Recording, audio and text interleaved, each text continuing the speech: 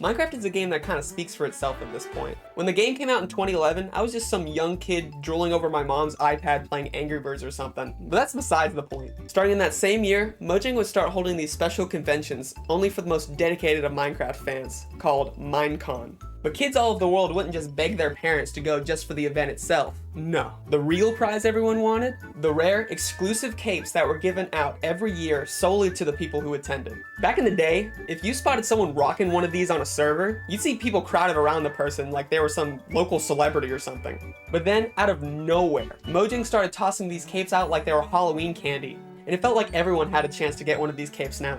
But recently, Minecraft has released a new cape, one that is only available to a certain event, just like how they used to do back in the old days. Introducing Minecraft's new Villager Rescue Experience, an immersive, interactive Minecraft quest, complete with this awesome cape depicting a villager and a zombie villager on it.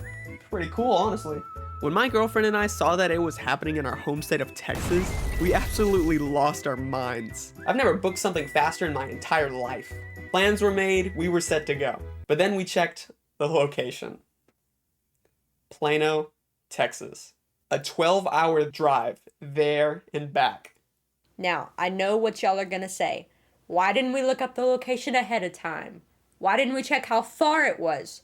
Well, that doesn't matter because we're here.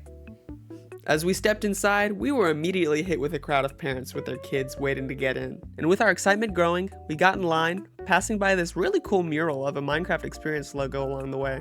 As we got to the front, the staff gave us these really cool looking blocks and said that they were super important to get through the experience. They explained a little about how they worked, but told us to check out the intro video for the full rundown. The video showed us how to use them and gave us some hints about where we might need them for. It also said that we could use these blocks on these weird crossed out square things on the floor to interact with the world around us, and they would glow different colors depending on the situation. It mentioned that the blocks were supposed to have straps attached to them, but they just didn't. So if they were to slip from our hands and hit a kid, I guess it wouldn't be our fault. When they finally let us in, we saw this goofy looking pig and golem staring at us from the entrance. I got to take a picture with this big boy. It was actually quite pretty in there. I wasn't expecting there to be like projector screens everywhere, but I think it added to the atmosphere, so it was pretty cool. In the center of the room on the floor, there was this interactive apple catching thing that you could step on that I was absolutely loving. You could also move around the little petals on the ground, which was also really fun.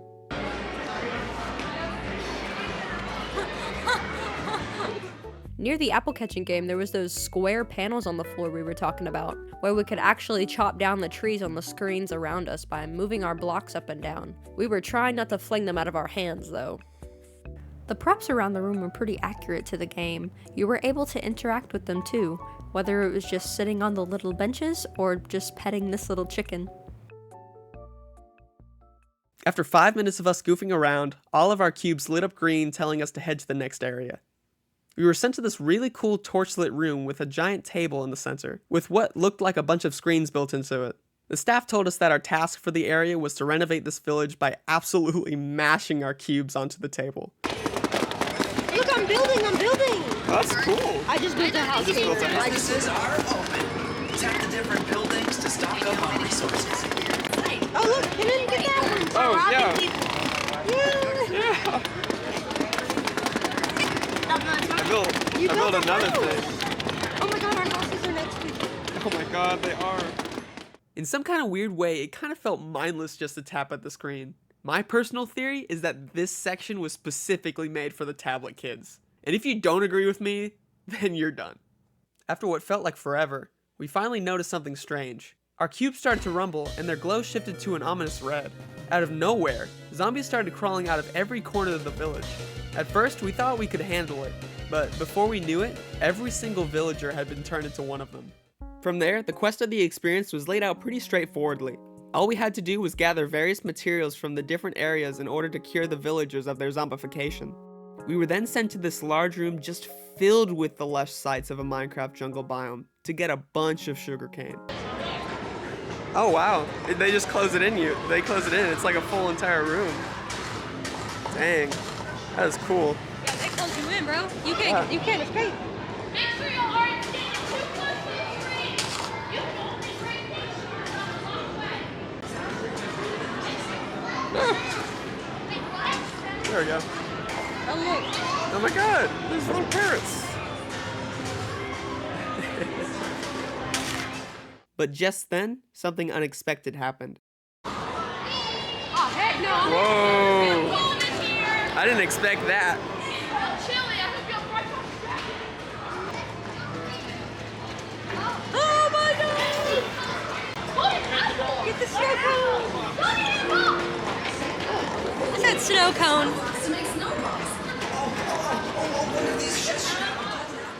This is where we started to realize that each of the activities in the experience all kind of felt the same. When we first heard of Minecraft Experience, we were thinking more of using our blocks to interact with mobs, creating things, or even activating certain sounds in some areas, like in other theme park attractions. But the only things you could interact with was the main task at hand, which made it feel like we weren't really exploring much at all. Just going through the same motions over and over again in each area. Don't get me wrong though, when we got to the underground cave section, it was fun to goof around, mine, and fight all the mobs, but my cube wasn't really responding to my actions very well, even at the beginning of the experience. And I kind of just stood there filming Isabel fighting off all the mobs and gathering the diamonds. My arm's tired. My arm's tired.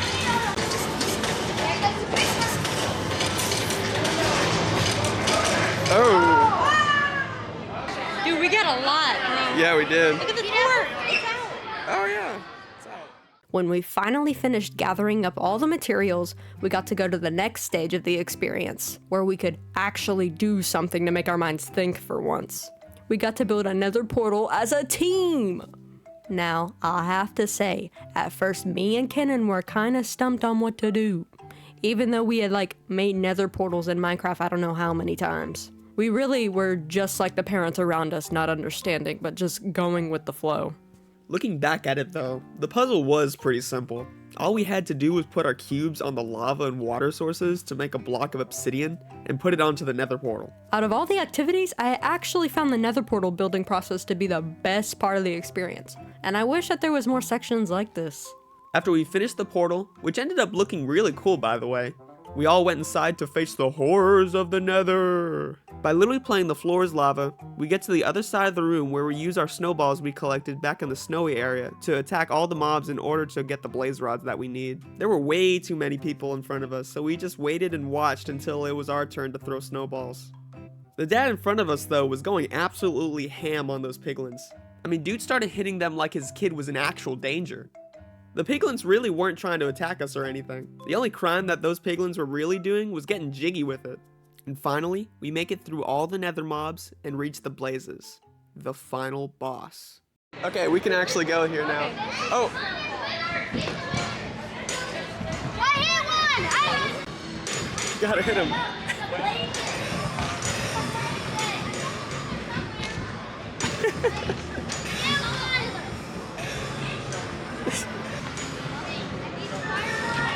Oh, that's a big guy. Oh. Get him! Get him!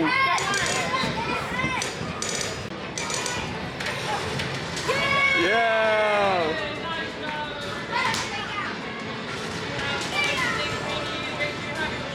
Oh my god! Oh my god!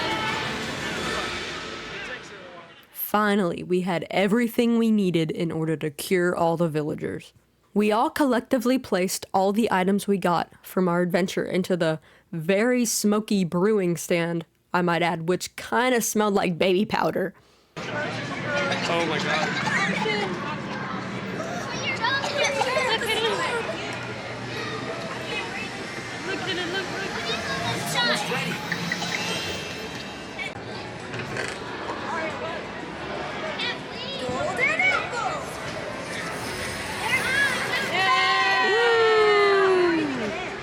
Hey, wait, these villagers are getting jiggy with it too. Why aren't we attacking them? On my cape at. We did, thank you. And then it goes straight into the gift shop. Wow. God.